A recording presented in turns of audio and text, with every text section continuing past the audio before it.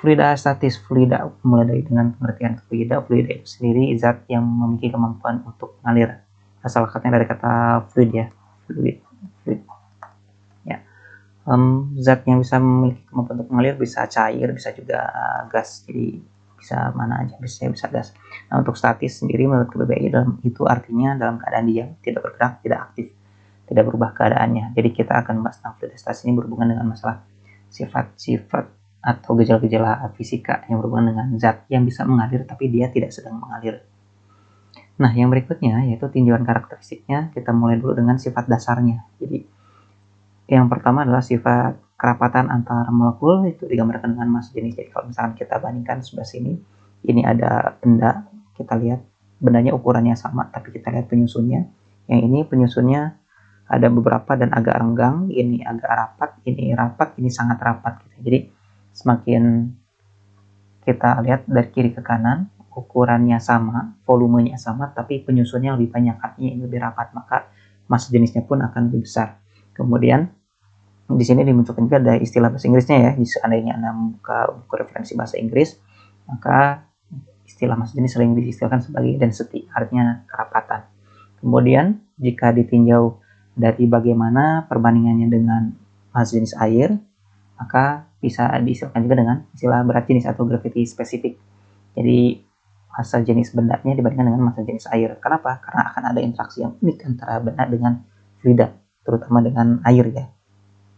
Dan di sini ada beberapa contoh, ada massa jenis untuk berbagai macam zat. Yang pertama adalah air untuk suhu 4 derajat Celcius. Ini satuannya kilogram per meter kubik, bisa juga dalam gram. Ini semestinya G ya, bukan GR, karena kalau kilogram kita pakainya kg dan gram otomatis ya G. Karena kalau gramnya GR berarti kilogramnya pun harusnya kgr gitu ya, dan kita tidak menggunakan. Jadi ini semestinya gram ya, bukan GR. Untuk alkohol kita lihat ini massa jenisnya lebih kecil dibanding air, artinya alkohol lebih renggang dibanding dengan air. Air raksa bisa kita lihat ini 13.600, sementara air itu 1000, artinya raksa itu penyusunnya lebih rapat dibanding dengan air. Nah, jadi konsep sederhana dari materi ini adalah kalau misalkan dimunculkan pertanyaan yang manakah yang lebih berat, kapas sekilo dengan besi sekilo. Nah, ini pertanyaan besar ya, pertanyaan kecil, silakan Anda pikirkan yang mana lebih berat, kapas sekilo atau besi sekilo. Oke. Nah, kemudian yang kedua adalah tarikan antara molekul. Kita tahu bahwa ketika benda itu punya kemampuan zat alir, artinya dia pun punya keterikatan dengan dirinya sendiri dan juga dengan lingkungan. Nah, ketertarikan antar molekul-molekul yang sejenis atau dengan dirinya atau dengan yang sama itu disebut dengan kohesi, dan untuk yang beda jenis itu disebutkan dengan istilah adhesi. Dan ini masukkan beberapa fenomena. Yang pertama adalah tentang tegangan permukaan, yaitu fenomena adanya garis gaya tegang yang dimiliki permukaan cairan. Jadi kalau misalkan kita perhatikan bagian sebelah sini, ini ada serangga di atas air, tapi dia tidak tenggelam, tidak juga istilahnya menembus air. Jadi bagian sebelah sininya tampak seperti kita lihat ada bagian permukaan airnya yang menegang. Ini juga menegang.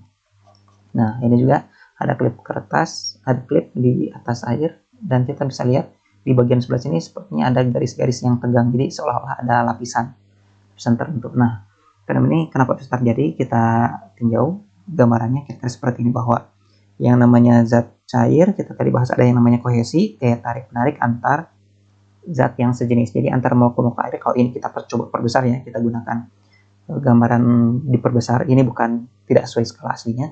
Jadi ini molekul-molekul air, jadi antar partikel-partikel air pun itu terdapat yang namanya gaya kohesi, gaya tarik gitu ya. Dan otomatis ketika di sebelah sini, ke kiri, ke kanan, ke bagian bawah ada gaya tarik, sementara bagian ke atas tidak ada, otomatis dia akan menegang ke bagian samping. Jadi kalau misalkan kita gambarkan sebelah sini, perbesar, bagian molekul-molekul ini dia memiliki gaya yang berarah lebih cenderung ke interior of the medium, gitu, ke bagian dalamnya. Karena bagian luar dia tidak punya gaya tarik, maka gaya tarik yang ada dengan lingkungan yang sekitar akan membuat dia lebih cenderung tarik ke bawah. Kalau dalam cairannya sendiri, bagian dalam airnya atau fluid lainnya, dia gaya tariknya ke segala arah. Tapi untuk yang bagian permukaan, dia tidak punya. Dia tidak punya istilahnya partikel di bagian atas, sehingga fokus gaya-gaya tariknya itu ke samping dan bagian bawah, sehingga bagian atasnya menegang. Sehingga ketika ada serangga atau hal lain yang ada di bagian atasnya, dia cenderung seolah-olah tertahan karena ada tegangan di bagian sebelah situ ya.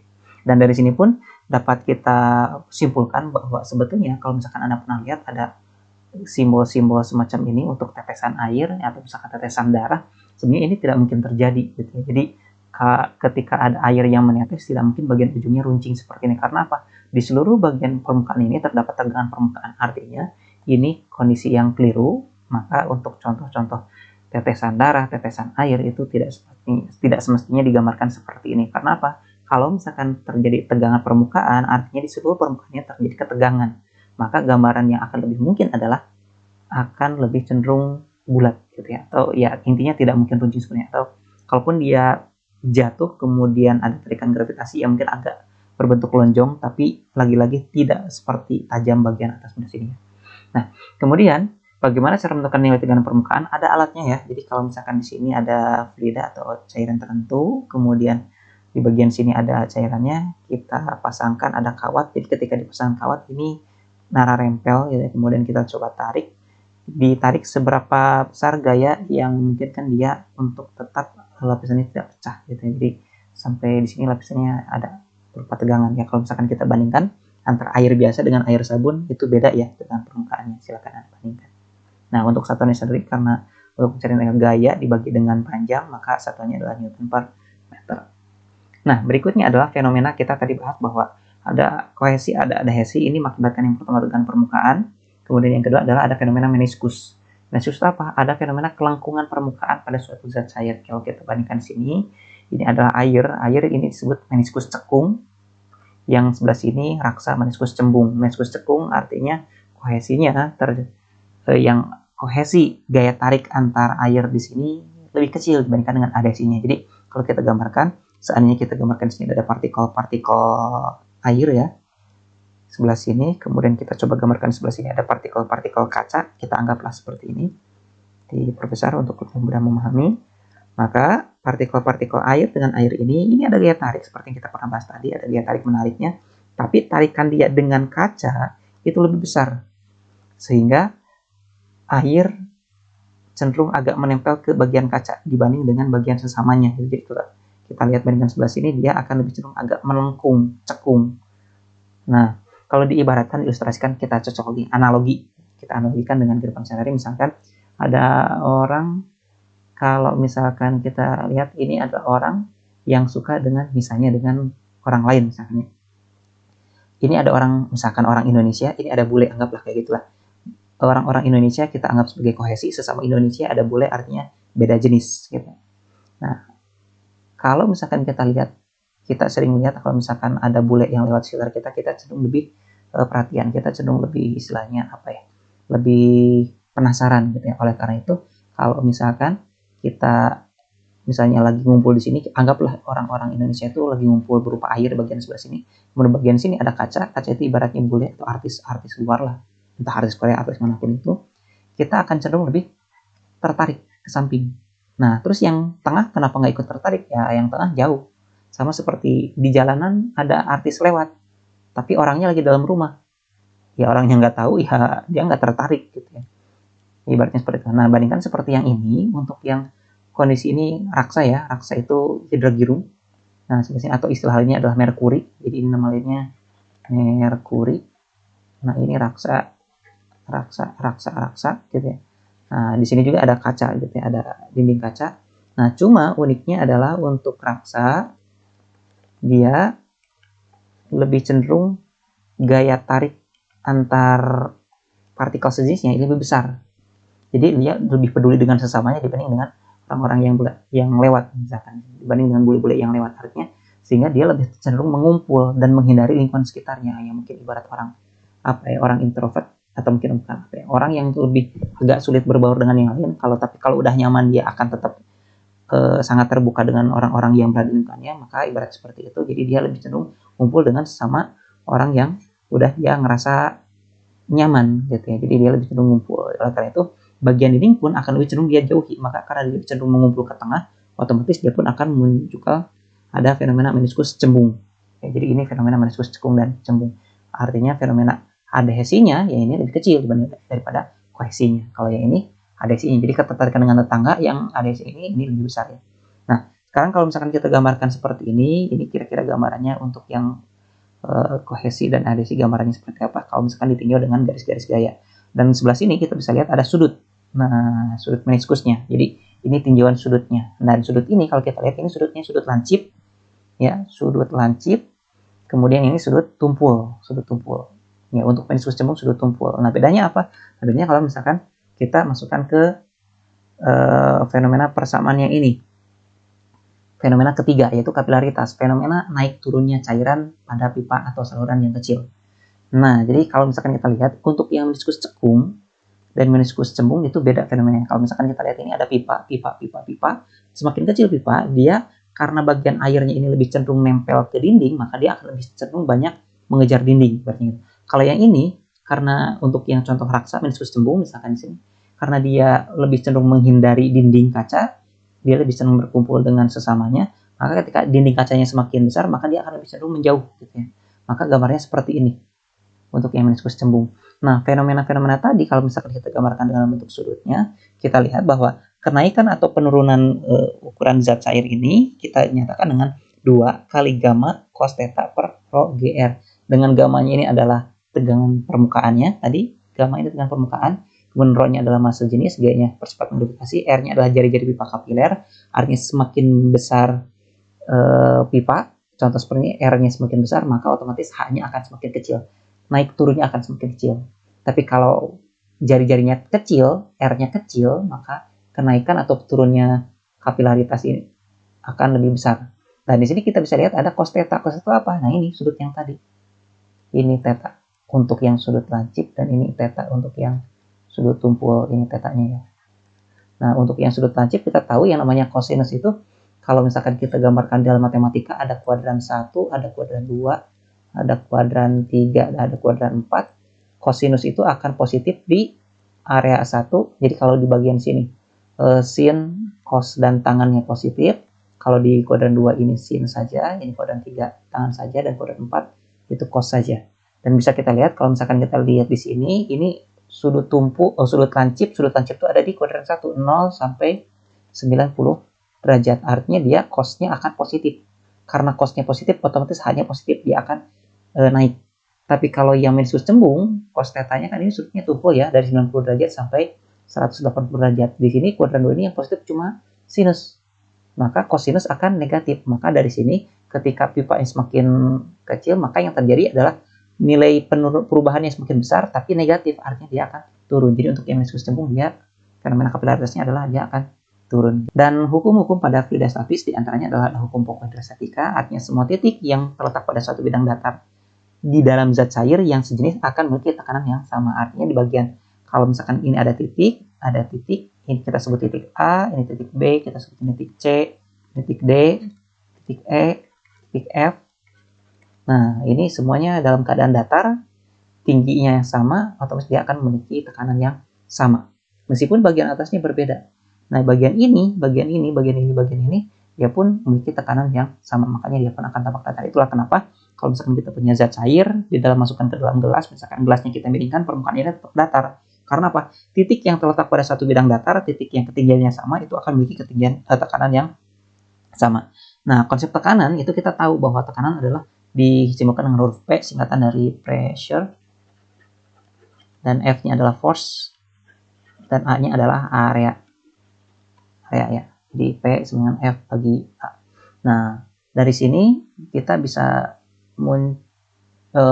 bahas yang namanya tekanan adalah gaya bagi luas area. Nah, untuk area di sini, areanya munculnya di mana? Ya, luas permukaan yang kita tinjau. Untuk gayanya, gaya dari mana? Ya, gaya tekan dari gaya berat dari fluidanya. Artinya kalau misalkan kita tinjau tekanan di suatu area itu, maka kita tinjau pengaruh fluida itu menekannya ke area itu seperti apa. Nah, cuma kalau misalkan kita bicara tekanan, untuk fluida, untuk zat cair atau zat alir yang kita bahas, kalau misalkan bagian permukaan atasnya terbuka, maka di bagian sebelah sini otomatis ada yang namanya pengaruh dari udara luar yang kita sebut sebagai tekanan atmosfer. Maka di sini disebutkan bahwa kalau kita bicara tentang tekanan mutlak di satu titik, maka itu adalah tekanan dari atmosfer ditambah tekanan yang terukur. Nah, untuk di sini kasus tekanan terukurnya apa? Kalau misalkan diakibatkan oleh fluida atau zat cair yang sedang diam, kita istilahkan sebagai tekanan hidrostatis. Nah, ingat tekanan hidrostatis ini prinsipnya sama, gaya dibagi luas area, gaya bagi luas area. Gayanya kita nyatakan dengan gaya berat. Jadi di sini ada air, otomatis dia punya massa, otomatis kalau kena pengaruh gravitasi punya berat. Nah, cuma konsep di sininya, konsep massanya kita ganti karena tadi kita telah belajar bahwa yang namanya benda itu dapat ditinjau dari massa jenisnya. Untuk zat cair juga sama, yang merupakan massa dibagi volume, artinya kita bisa nyatakan juga yang namanya massa ini kali silang, maka massa jenis kali volume, maka massanya kita gantikan dengan rho kali V. Dan kita tahu yang namanya volume itu kalau misalkan kita lihat di bagian sebelah sini, volume misalkan kita ingin cek terhadap tekanannya terhadap area sebelah sini ya, terhadap area sebelah sini, maka yang disebut volume itu adalah kita tahu bahwa area sebelah sini punya luas penampang dan juga punya ketinggian atau kedalaman. Artinya kalau kita bicara volume, luas ini kalau ini kita anggap bentuknya tabung, ya luas penampang dikalikan tingginya atau kedalamannya. Ini volumenya. Jadi volumenya dinyatakan dengan A kali H. Maka volume ini kita nyatakan dengan A kali H. Nah, dibagi luas penampangnya. Nah, karena ada A bagi A, ya udah coret-coret. Maka sehingga kita punya tinggal rho, H, dan G. Kalau kita susun ulang, maka tekanan hidrostatis, tekanan yang diakibatkan oleh zat cair yang diam, itu kita nyatakan dengan rho GH. Jadi dipengaruhi oleh pertama massa jenisnya, kerapatannya, yang kedua percepatan gravitasi, dan ketiga H ini adalah kedalaman. Artinya penampangnya mau besar, mau kecil, itu sama aja. Jadi seperti di sini, ini air yang nekannya seolah-olah seperti banyak, ini miring, seolah-olah agak berbeda, ini melengkung, ini ada yang bagian kecil di tengah-tengah, melekuk besar di bagian bawah. Ini nggak ngaruh, yang ngaruh adalah kedalaman dari sini, dari permukaan ke titiknya. Seperti itu ya. Nah, jadi faktor utama yang mempengaruhi massa jenis dan kedalamannya gitu ya. Ini hukum pokok hidrostatika. Ya, kita langsung ke soal latihan ya. Di sini perhatikan gambar berikut. Titik manakah yang memiliki tekanan hidrostatis paling besar? Sudah kita bahas tadi ya. Oke, nah sekarang yang kedua. Perhatikan gambar di samping. Jika tekanan udara luar 10 pangkat 5 Pascal, tekanan udara luar. Jadi di luar di sini ada tekanan atmosfer. Kita sebut saja tekanan atmosfernya adalah 10 pangkat 5 Pascal. Massa jenis raksanya 13,6. Jadi sini ada raksa. Dan H-nya di sini H-nya 5 cm. Pertanyaan adalah besar tekanan gasnya adalah berapa? Tekanan gas. Nah, di sini kita lihat di sini ada gas yang menekan. Nah, di sini tekanan juga. Nah, kondisinya adalah uniknya kayak gini. Di bagian sebelah sini, ingat, titik yang ketinggiannya sama, tekanannya sama. Jadi kalau kita sebut ini area sebelah kiri, ini area sebelah kanan ya. Maka tekanan di bagian sebelah kiri, pressure di bagian kiri, itu akan sama dengan pressure di bagian kanan. Di titik ini di bagian kiri yang menekan siapa? Gas.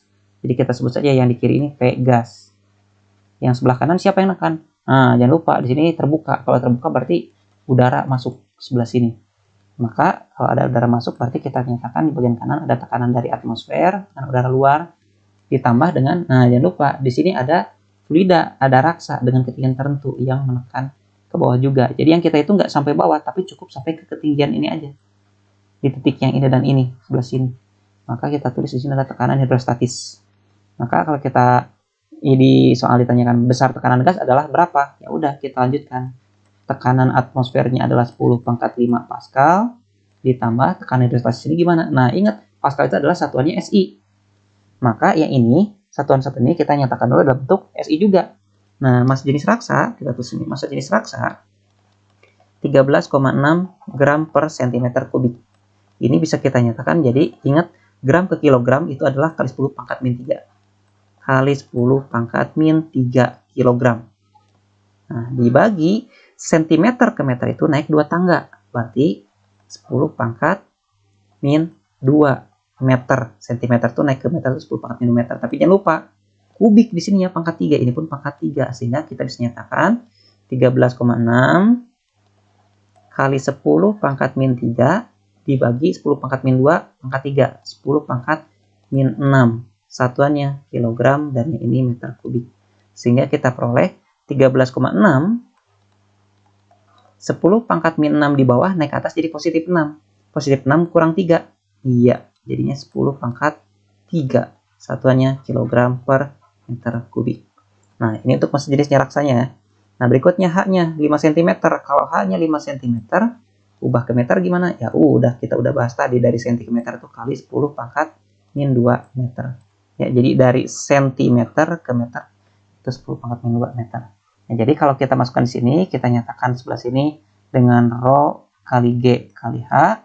In-nya sudah dalam SI, kita biarkan, ditambah rho-nya kita punya bagian atas tadi 13,6 kali 10 pangkat 3 kali G-nya percepatan gravitasi. Ini sudah SI ya, sudah meter nih. Kalikan 10. H-nya, nah ini 5 kali 10 pangkat min 2. Jadi kalau kita lanjutkan 10 pangkat 5. Kalau kita uraikan ya, 10 pangkat 5 itu kan berarti 100.000. 100.000 ditambah 13,6 dikali 5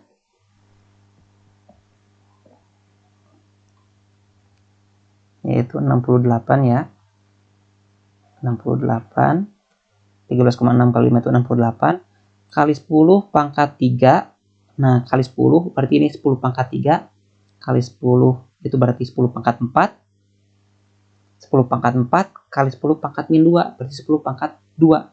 Artinya 10 pangkat 2 itu 100. Maka kalau gitu 100.000 ditambah 6.800, maka hasilnya akan jadi 106.800 Pascal. Itu. Jadi tekanan dari gasnya ini seperti itu.